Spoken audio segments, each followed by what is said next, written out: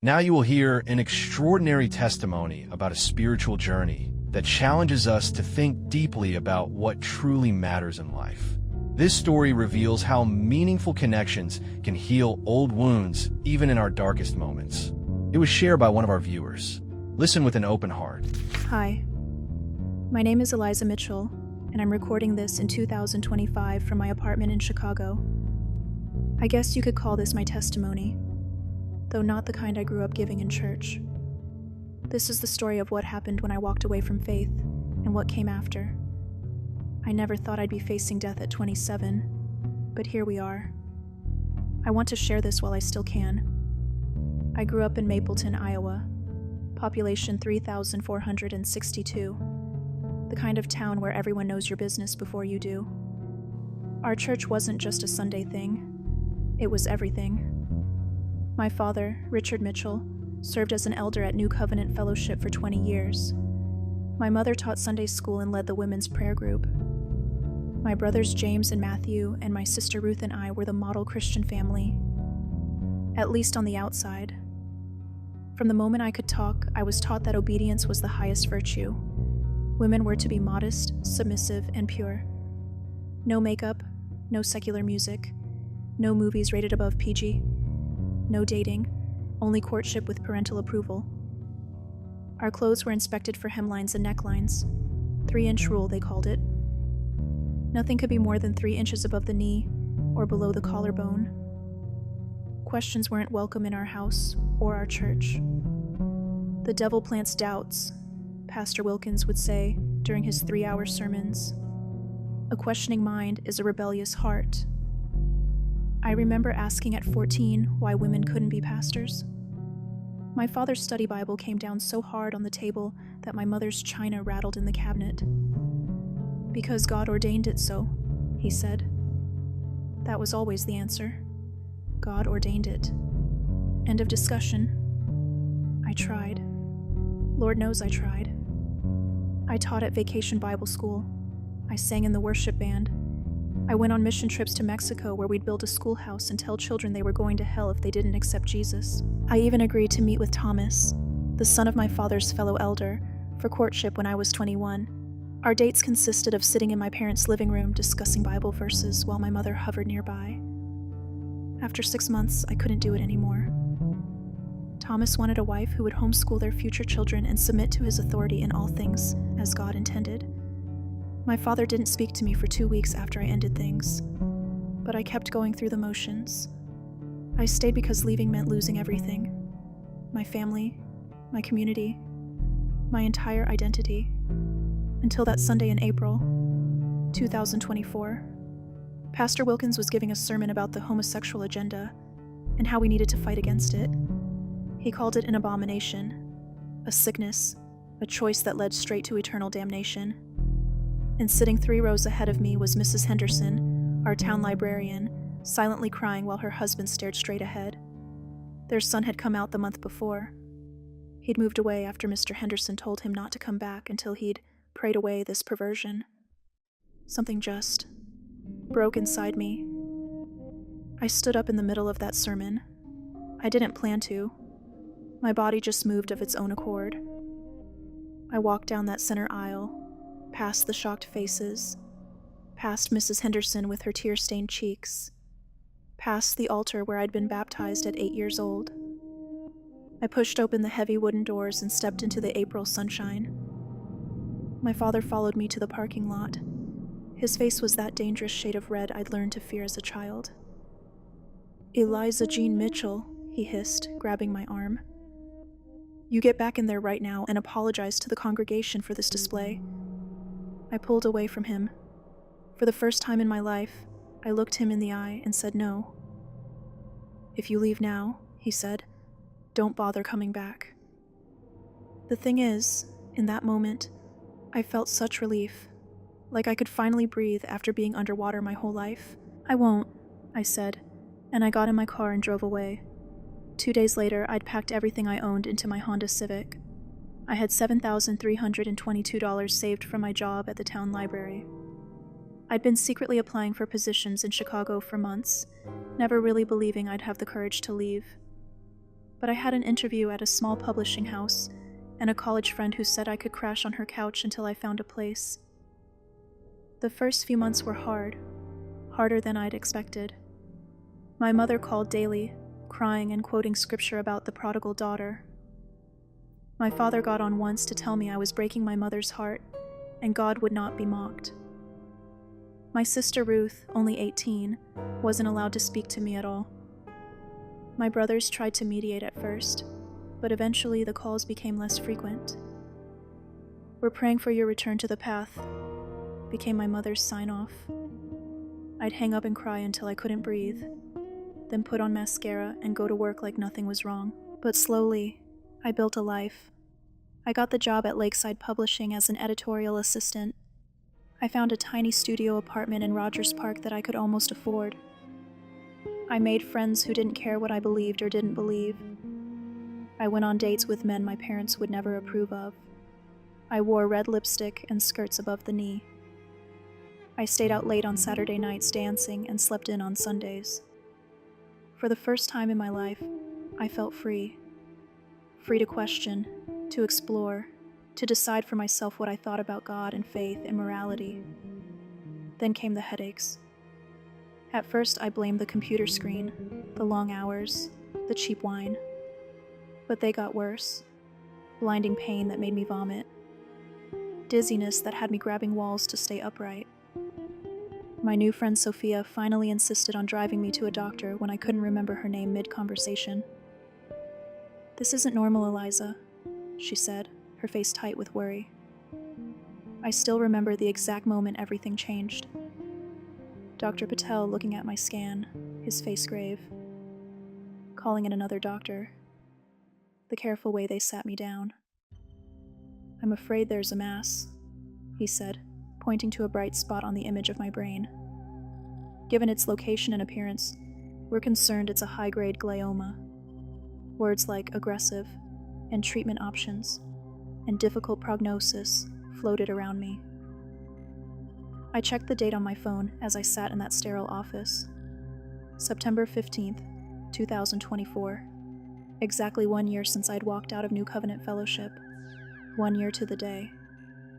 I sat in my car for 2 hours after leaving the hospital. I couldn't drive. I couldn't call anyone. I just sat there, staring at nothing. The coincidence was too perfect, too cruel. 1 year to the day, I could already hear my mother's voice. "God doesn't punish Eliza, but he does correct those he loves." My father would be less gentle. "The wages of sin is death," he'd quote, like he did whenever someone in town faced hardship after some perceived moral failing.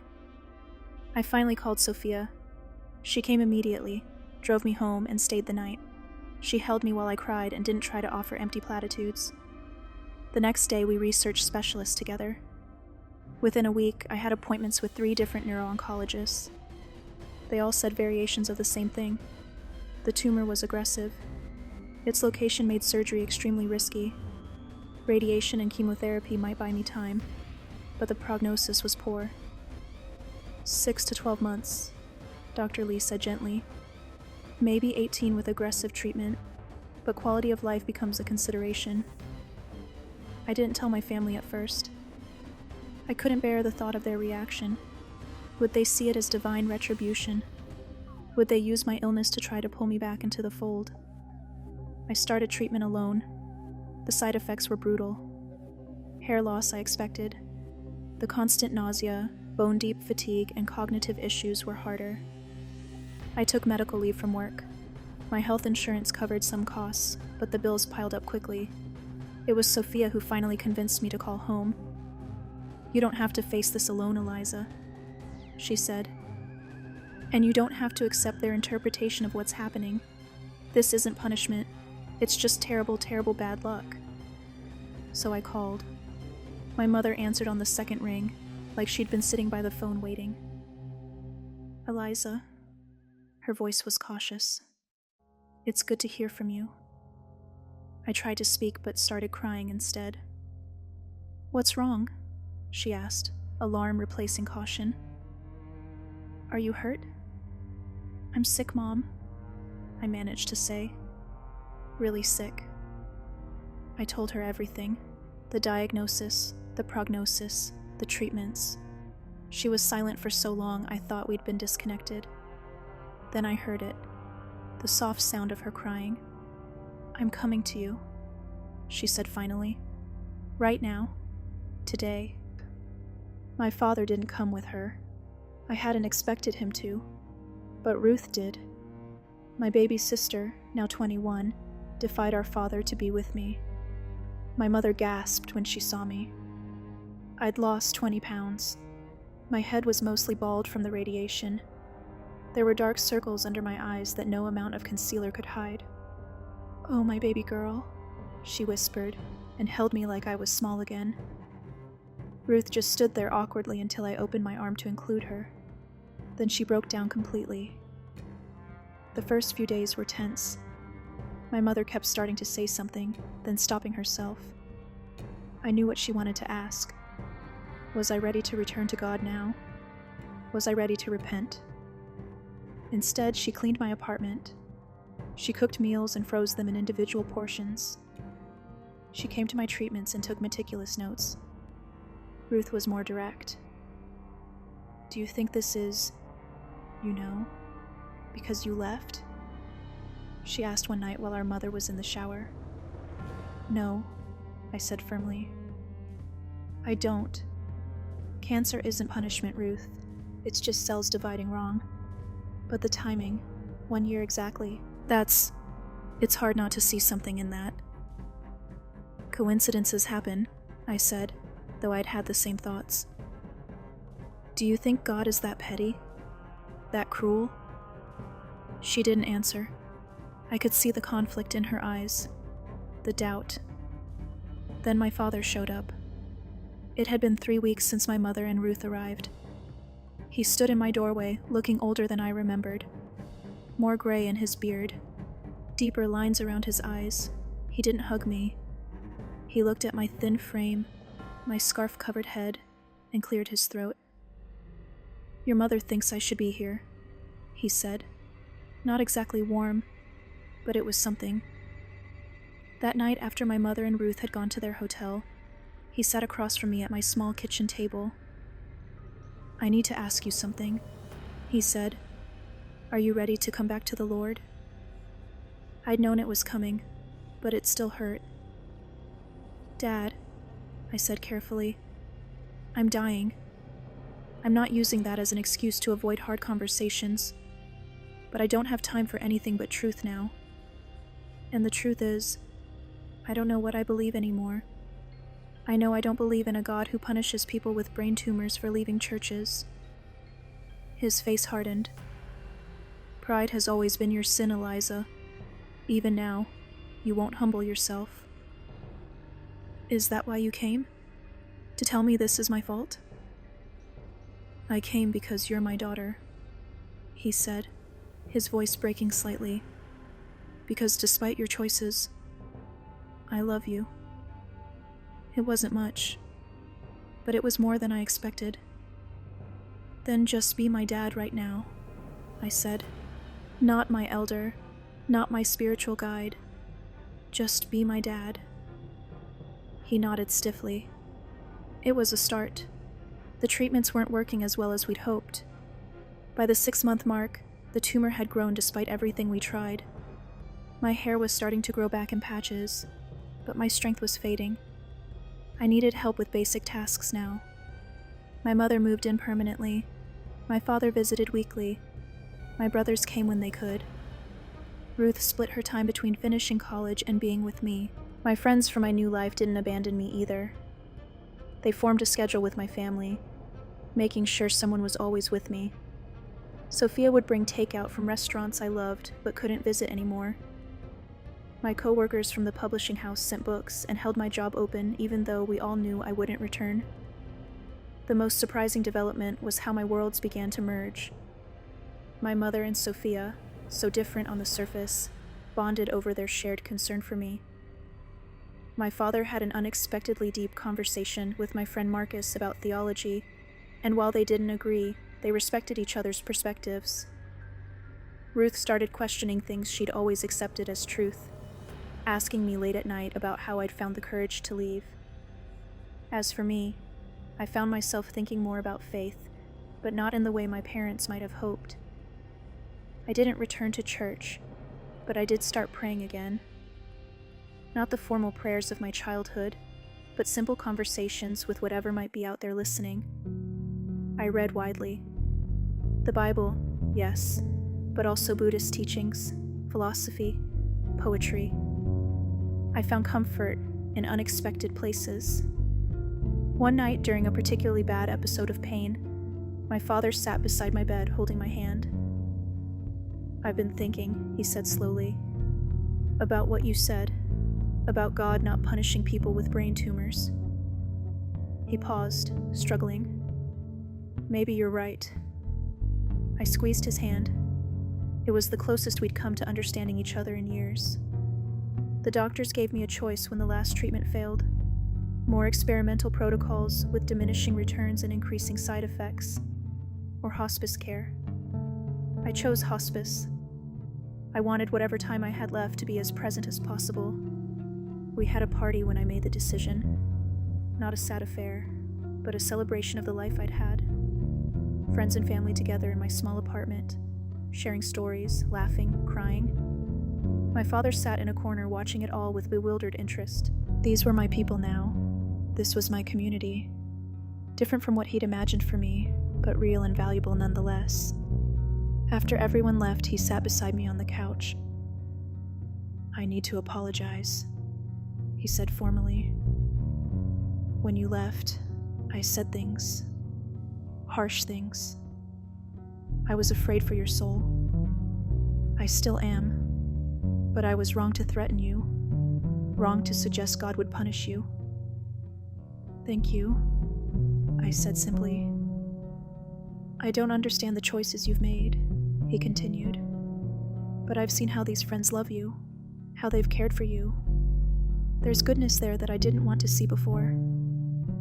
It wasn't a full acceptance, but it was genuine growth from a man who'd built his life around certainty.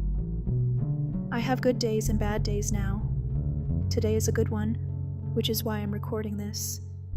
I don't know if this is punishment or coincidence, or just the random cruelty of existence. I don't know if there's a divine plan, or if we're all just trying our best in a chaotic universe, but I know that I don't regret leaving, even with everything that came after. I needed to find my own way, to ask my own questions. What I've found in these final months isn't the rigid faith of my childhood, or the angry rejection that followed my departure. It's something more nuanced, a kind of peace that acknowledges both the beauty and pain of existence. I've found forgiveness. For my parents, for myself. I've found love that transcends differences in belief. If you're listening to this and questioning your faith, I don't have answers for you. Your journey is your own.